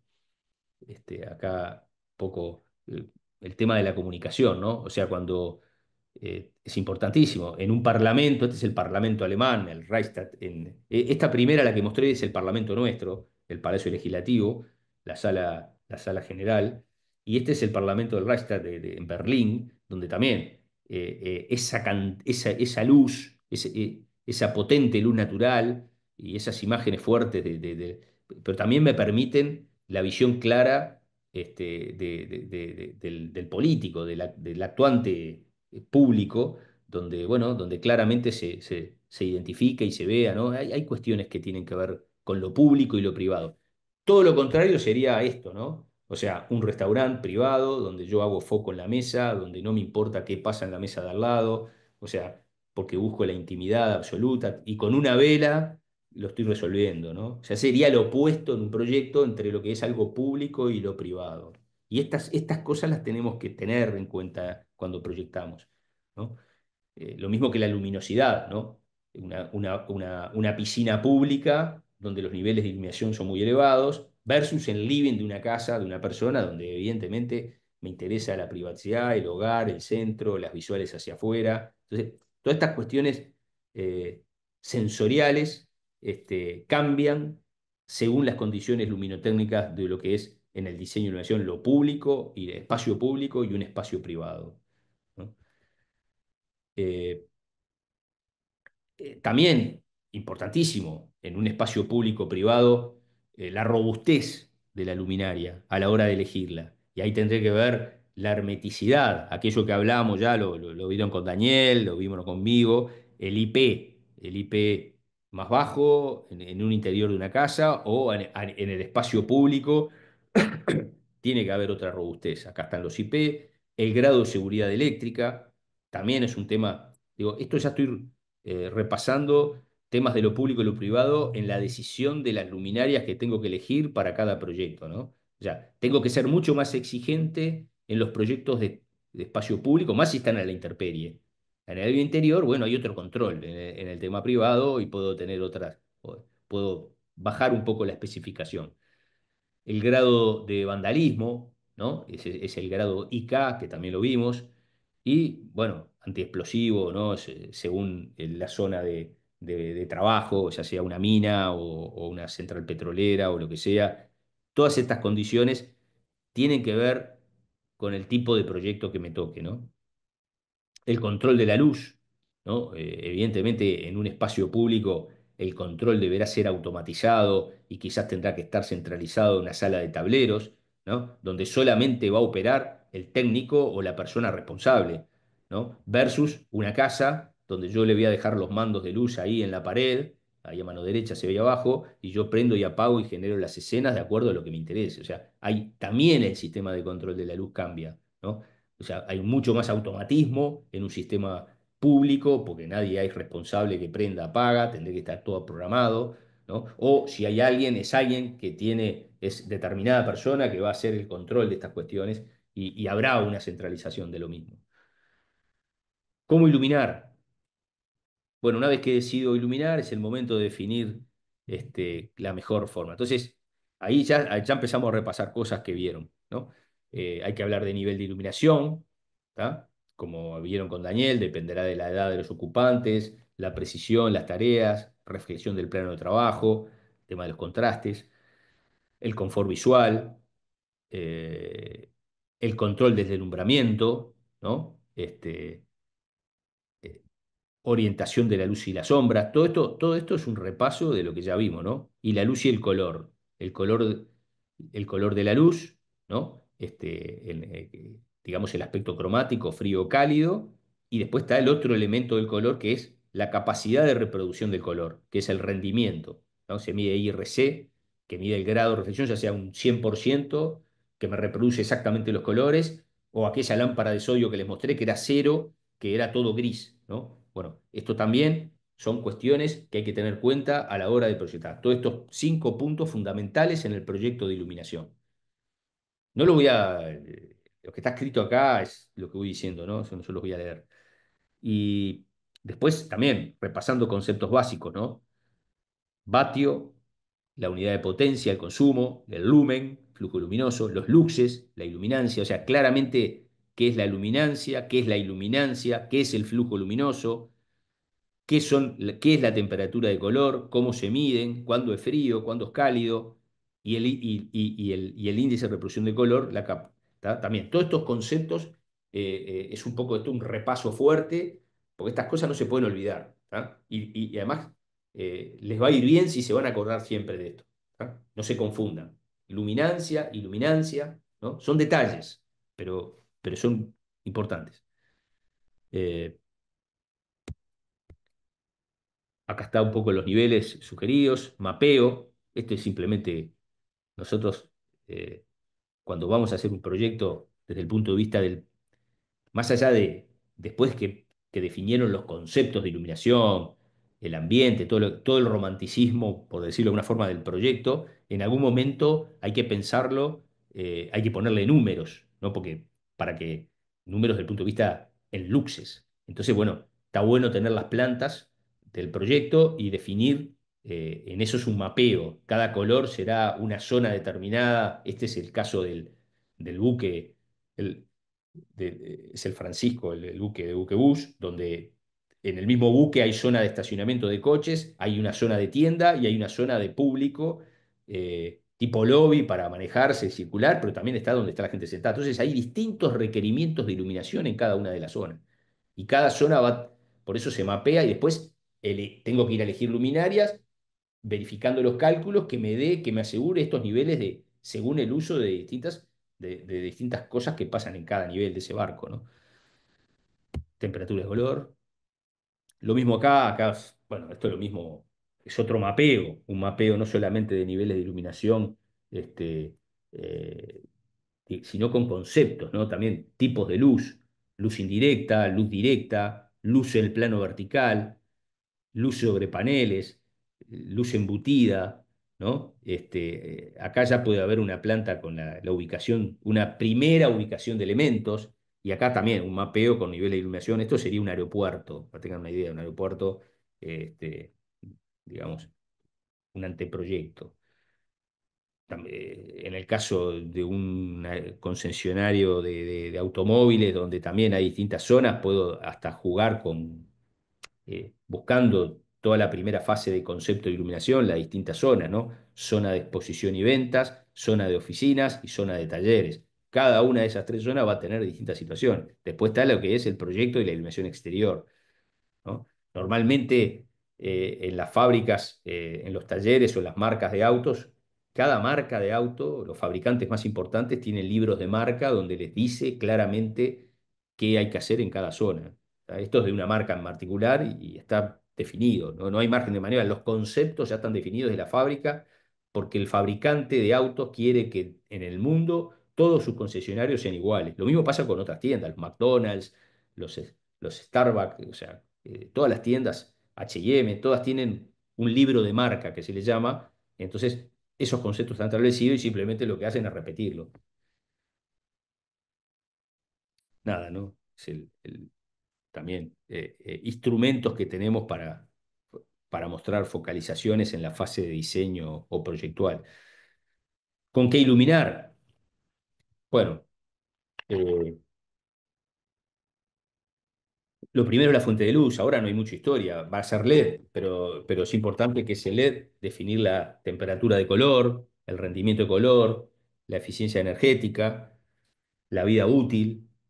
Luego hay que elegir la luminaria, habrá cuestiones de estética y diseño, hay control, distribución de la luz, protección física, contra el polvo, humedad, grado de robustez, protección de seguridad eléctrica, protección de seguridad fotovoltaica, fotobiológica, perdón. Esto tiene que ver con las cuestiones de contenido ultravioleta que tenga la luminaria, ¿ah? Ya sea para las personas o para la biodiversidad, ¿ah? Digo, hay norma fotobiológica, las luminarias está establecido eso.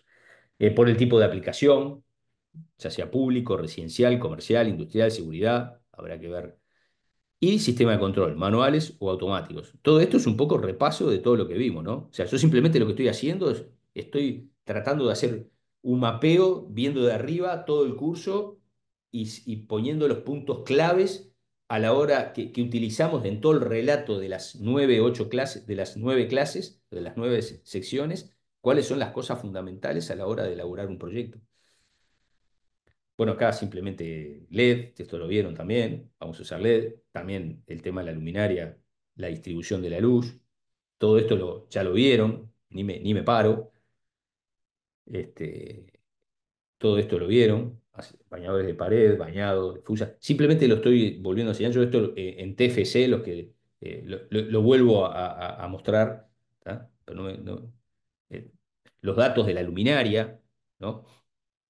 El fabricante aporta información, dimensiones, tipo de LED, distribución, ahí están todos los datos técnicos de la luminaria, cuando yo elijo, ¿no?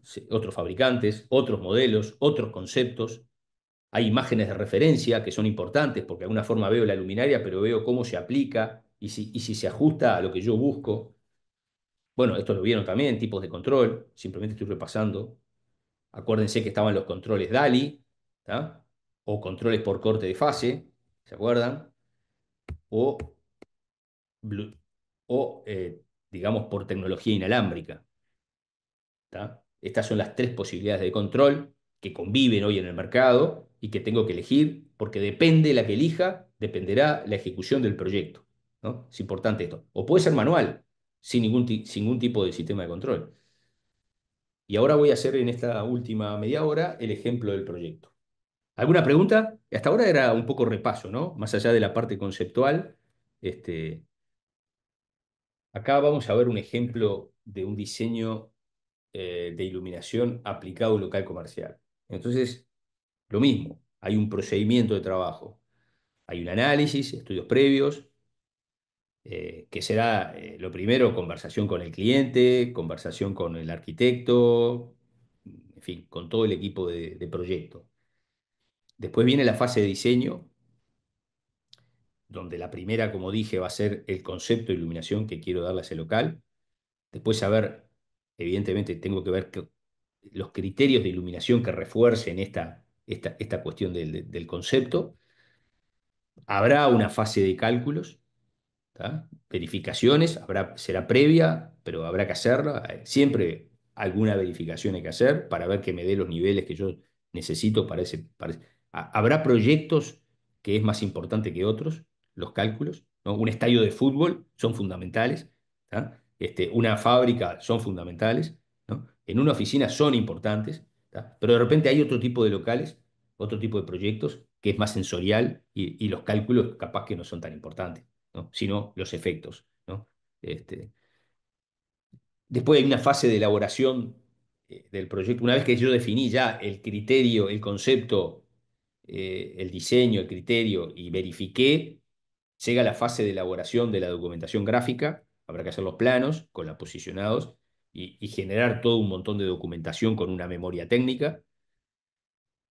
Y eso saldrá a licitar. O sea, después que termine la fase de diseño, entrego el proyecto y va la obra, se licitó, se compró y después viene la fase de ejecución. Y ahí hay una fase de obra que habrá que dar soporte porque van a haber problemas y por eso este es el soporte técnico que tiene que haber. Porque a la hora de materializar ese proyecto van a venir dudas, van a venir variantes, van a venir cambios de proyecto, no se consigue exactamente la luminaria que nosotros queríamos por tiempo, por plazo, entonces hay que buscar planes B o por una inversión, porque capaz que sale muy caro y hay que buscar cosas. Esto es la vida misma, ¿no? Entonces, bueno, estos serían de alguna forma las tres grandes fases de un proyecto de iluminación real.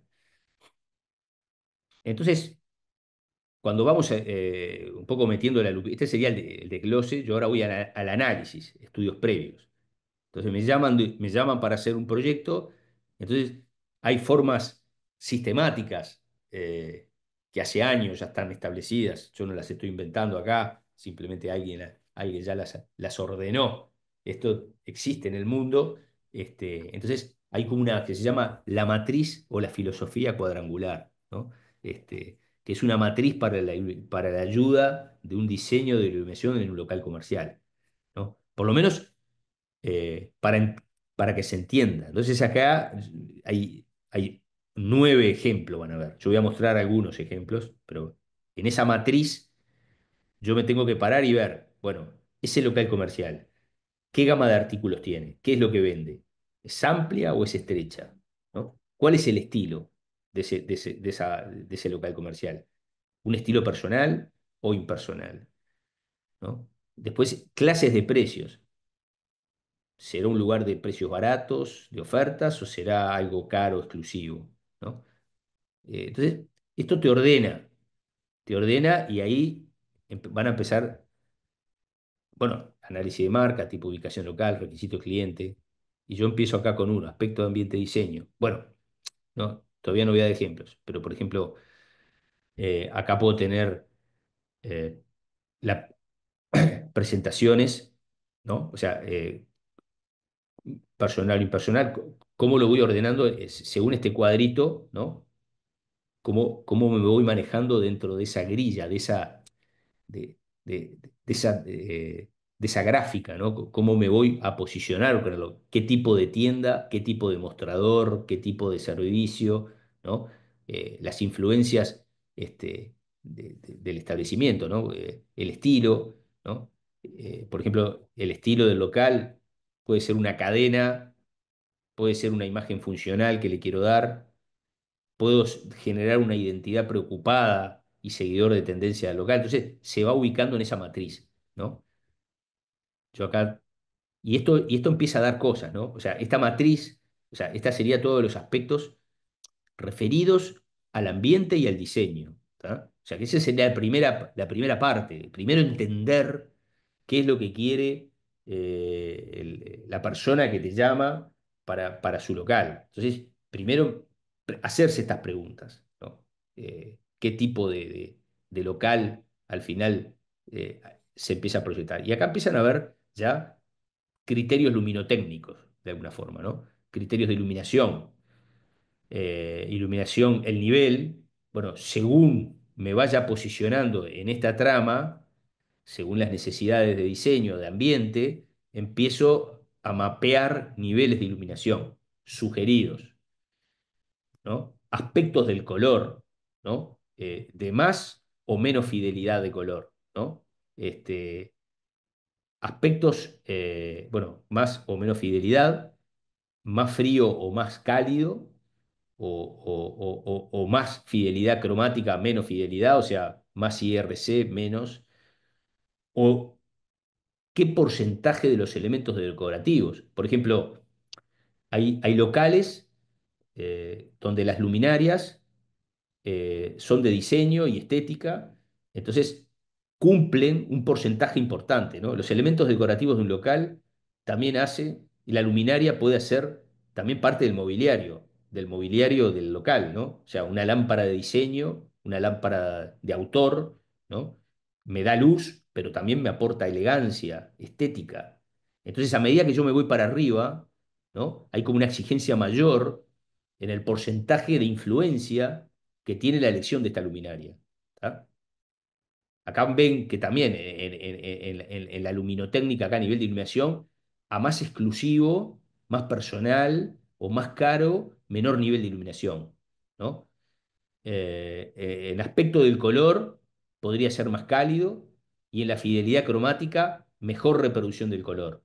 Y acá, mayor participación del diseño en la decoración del elemento, la estética de la lámpara. Me importa más, en un porcentaje importante del proyecto. Y voy a tener que poner más presupuesto seguramente. También acá sería iluminación de refuerzo, ¿no? O sea, cuando digo iluminación de refuerzo, contraste, ¿no? Digo, 5:1 es poco contraste y esto sería dramático y esto es nada dramático, ¿no? Esto sería poco dramático versus más dramático. Contrastes, digo, entre luces y sombras, ¿no? Jugar, o sea, pues esto son como elementos básicos para empezar a entender dónde me voy a posicionar con el tipo local. Y ahora vamos a ver algún ejemplo. ¿no? Este sería el primer ejemplo, ¿no? Gama de precio económico, tipo de venta impersonal, imagen de local sencilla, gama de artículos amplia. Bueno, un supermercado sería supermercado además de bajo presupuesto, ¿eh? Donde me da igual la luminaria, lo que me interesa es que haya un buen nivel de iluminación, parejo en todos los lugares y que se vean las ofertas que están ahí. O sea, no hay búsqueda. Entonces, evidentemente, nivel de iluminación elevado, entre 1000 y 1500 luxes sobre el producto, las temperaturas de color bastante frías, ¿tá? O sea, estoy posicionado acá abajo, ¿no? El CRI menor de 80 y la acentuación 5:1. O sea que claramente, si yo me voy acá, estoy en estos valores de abajo, ¿no? Como con ese local, esa es la necesidad. No se necesita más para esto, ¿no?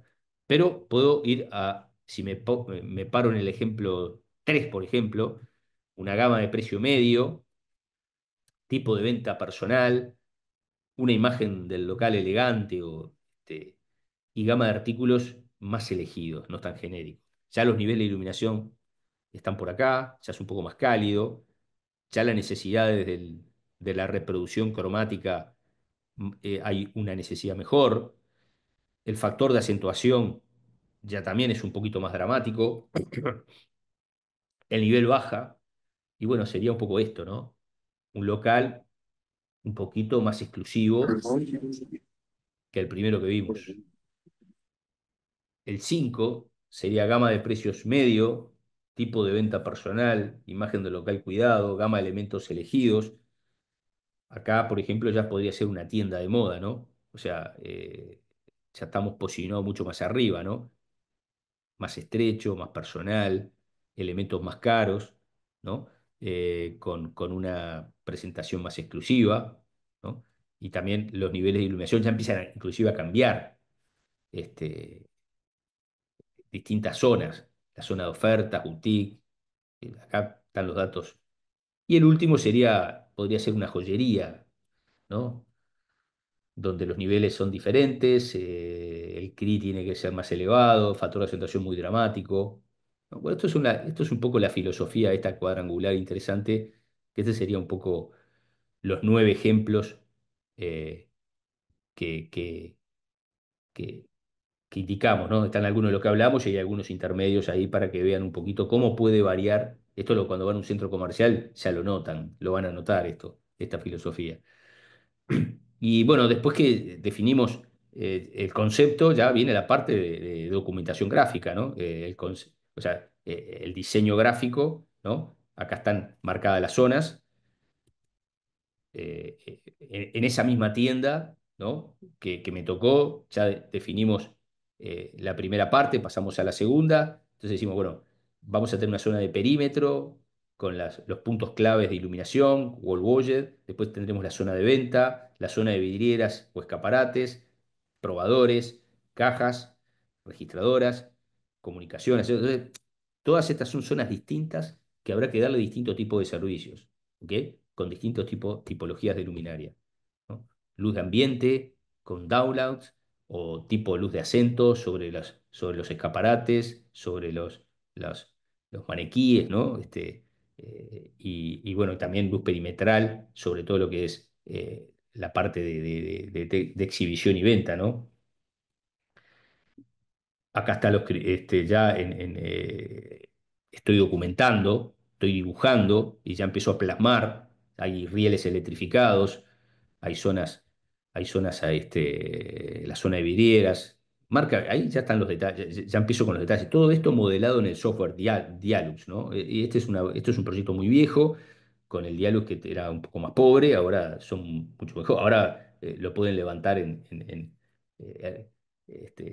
en un 3DS o lo pueden levantar de un SketchUp o lo pueden levantar también de, de un Revit, ¿no? O sea, y bueno, digo a la hora de verificar los cálculos, ¿no? O sea, uno o puede modelarlo. Este proyecto se modeló cada una de las zonas y se ubicaron las luminarias para ver los niveles de iluminación y qué tipo de luminaria se usaba en cada lugar. Y acá está los reportes luminotécnicos que dio el cálculo, ¿no? O sea, se sabe que en la tienda se necesitaba esos valores que yo tenía que ir a buscar arriba y bueno, y acá son las primeras verificaciones. Si no llego al nivel que quiero, bueno, tendría que subir. Esto es una tienda que, tipo Zara, que estaban cerca de los 1000 luxes hace unos 10 años, vamos a poner un ejemplo. Hoy por hoy, las tiendas Zaras o las tiendas, no, las H&M, por ejemplo, están en niveles muy superiores. Hay como una búsqueda a cada vez más levantar más los niveles de iluminación. Entonces,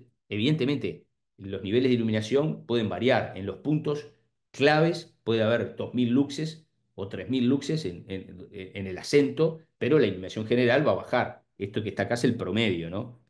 Acá ustedes lo están viendo. Hay lugares de I máxima de 3750 luxes, ¿no? En algún pico donde yo quiero hacer foco. Y bueno, hay zonas más oscuras, pero el promedio es elevado, es muy elevado, ¿no? Evidentemente acá no necesito una uniformidad. Si fuera una oficina, la uniformidad es fundamental. Una zona de trabajo, sí tengo que cuidar que no haya esos picos y esos elementos más bajos. Pero en esta zona hay una búsqueda también, ¿no? Para llevar la atención a determinados lugares. Acá está un poco los focos que les decía, ¿no? Con el cuadro de- en colores falsos. Las zonas más blancas son las de 1000 luxes, las rojas ya baja un poco, ¿no? Y se ve según la... Y esto, bueno, yo no sé si está funcionando, creo que ya no funciona más, pero estaba el Dialux o Dialux Móvil, era una aplicación que la bajaban en el celular para poder hacer esta. No, no este nivel de especificación, pero es una herramienta interesante para hacer una primera verificación sencilla de niveles, elegir una luminaria y hacer un cálculo para ver qué nivel de iluminación. O sea, está el Dialux, que lo bajan libre desde la web del fabricante y que se relaciona con todos nosotros tenemos una clase de Dialux acá, está colgada en las clases de la EVA para que vean cómo se trabaja, pero también hay, insisto, hay elementos. Para una verificación sencilla, capaz que me lo resuelvo con la situación móvil. Digo para el caso en la facultad, la carpeta o estas cuestiones más, más sencillas, no un proyecto ya más profundo, ¿no? Bueno, está la fase de documentación, ¿no? Con los detalles constructivos, ¿no? Acá ya veo los cortes, tengo que empezar a diseñar cuando hay luz indirecta, las cenefas, ¿no? Las rajas en el cielo raso, los rieles, el direccionamiento de los spots, marcarlo para dónde lo tengo que hacer, ¿no? La zona de vidrieras.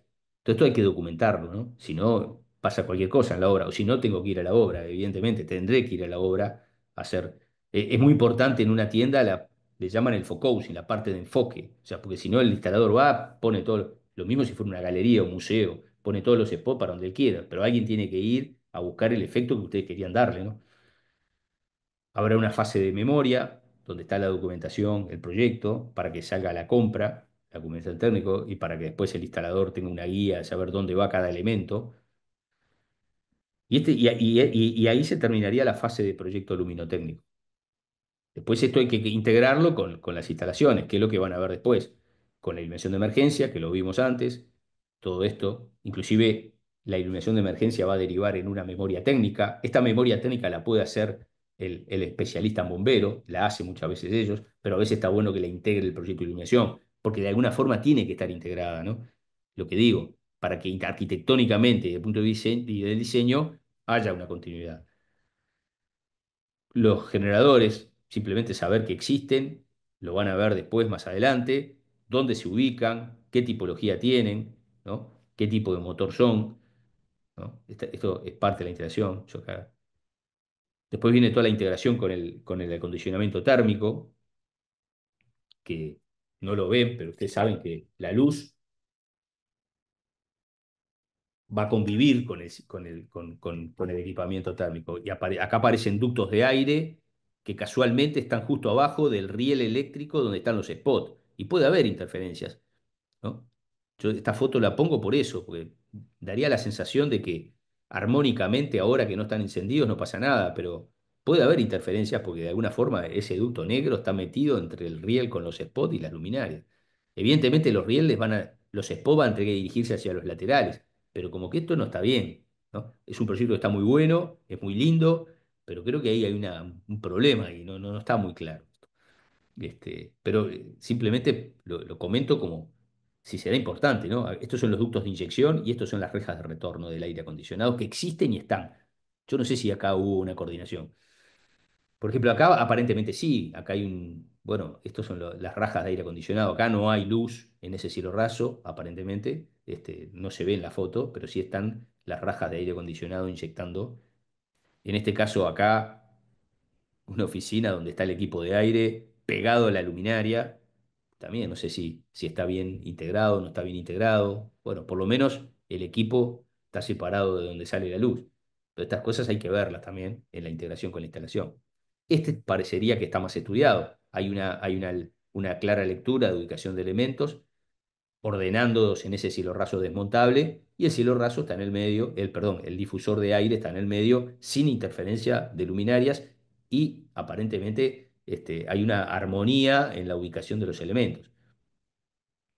Esto es importante cuando hay cielo raso desmontables, ver los módulos y ordenarlo en los módulos. Por eso acá pongo los ejemplos de las modulaciones.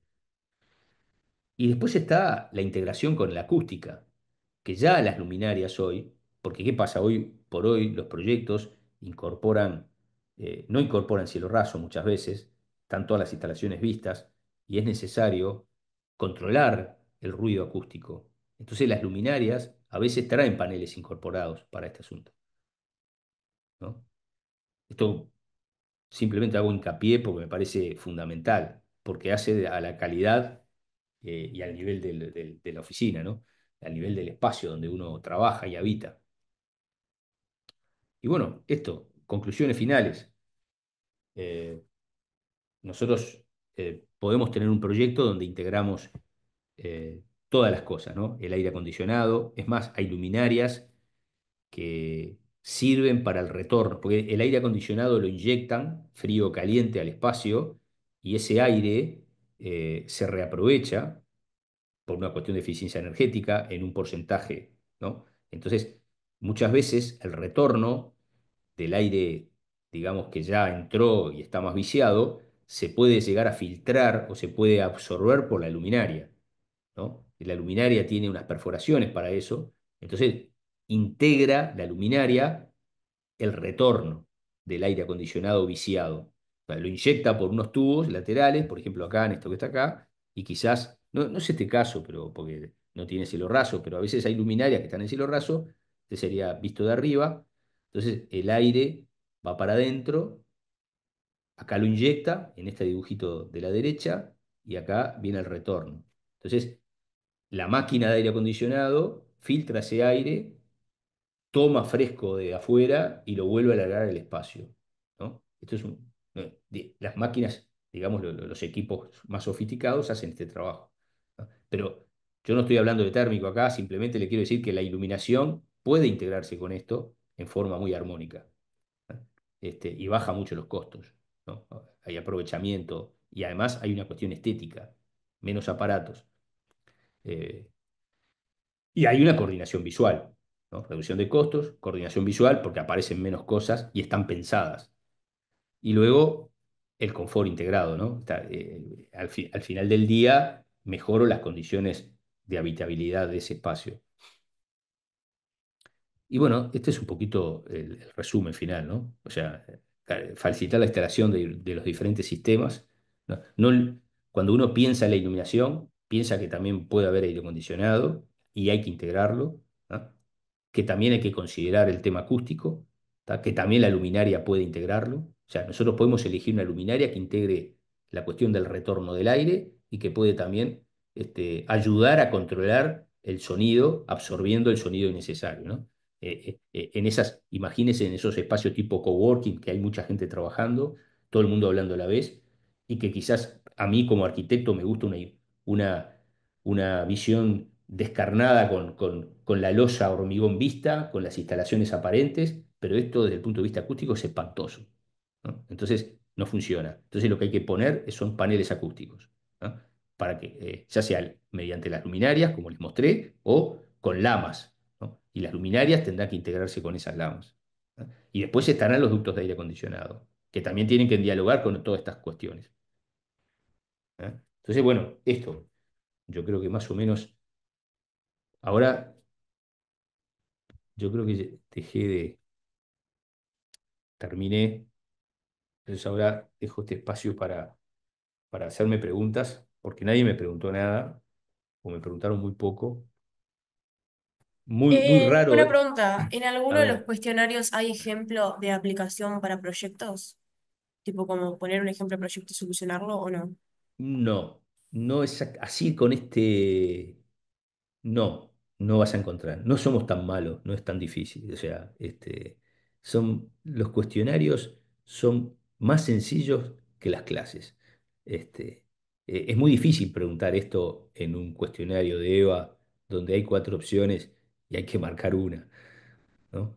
Este, sí, sí, alguna pregunta hay, sí, hay preguntas, ¿tá? Hay preguntas. Por ejemplo, hay una pregunta por ahí que habla de los aspectos ambientales y te pregunta, te menciona cosas y te digo, ¿estos son ambientales o luminotérmicos? Entonces tenés que darte cuenta que son. O sea, pero no hay una cuestión, no tenemos la oportunidad, antes cuando teníamos los exámenes presenciales con hoja y papel, había margen para este tipo de cosas, pero ahora no tenemos mucho y además no, eh, deberíamos, capaz, suele pensar preguntas de ese tipo eh, en un múltiple opción. Algo hay Mm, porque, sí, algo hay porque hay, por ejemplo, pero no con este grado ya del tema, así tan integral. O sea, hay grandes enunciados, son preguntas, capaz que les resulta más complejo por eso, pero es difícil preguntar. Yo acá lo que traté de hacer es una clase más que, esto más de repaso.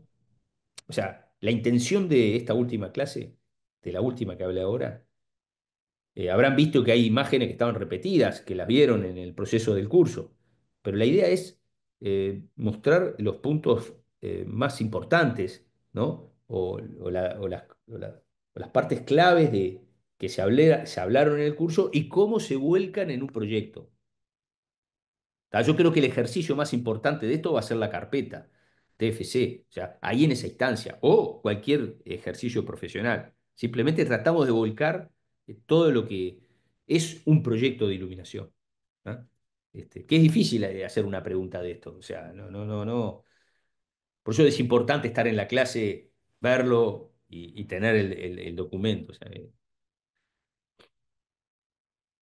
esto se ve, es como un trabajo de taller, básicamente. Trabajo de taller, ustedes tienen un proceso de trabajo, ¿no? Que bueno, que esa es un poco, nadie los para en algún lugar a hacerle preguntas, simplemente el resultado de la evaluación es ese tránsito que tienen por toda la fase del proyecto, ¿no? O sea, las preguntas van a ser de cada unidad, para que sepan las tecnologías y básicamente diferenciarlas.